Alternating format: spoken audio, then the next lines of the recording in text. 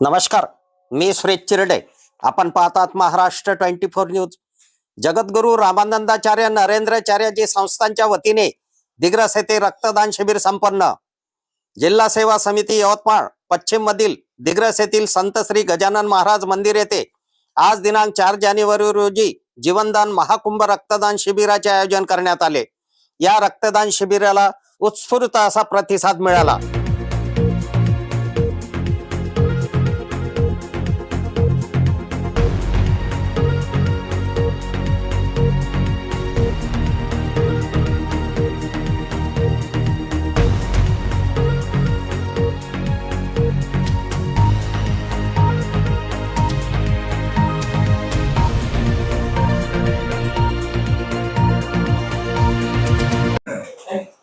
जय सियाराम.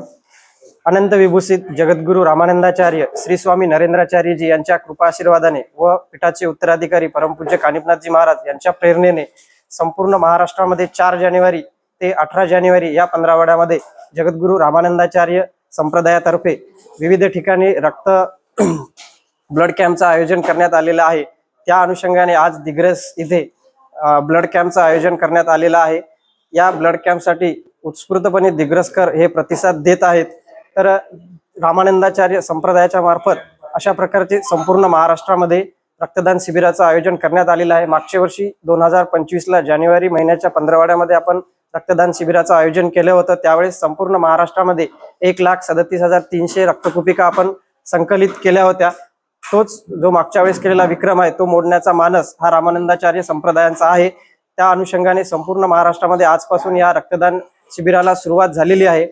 रक्तदान शिबिरासोबतच रामानंदाचार्य संप्रदायाचे जे आचार्य आहेत जगद्गुरू नरेंद्राचार्यजी यांनी अध्यात्माबरोबरच सामाजिक कार्याचा सुद्धा वसा आपल्या सर्व शिष्यांना दिलेला आहे. त्या अनुषंगाने जवळपास 42 प्रकारच्या सेवा त्या सर्व भक्त शिष्यांच्या मार्फत.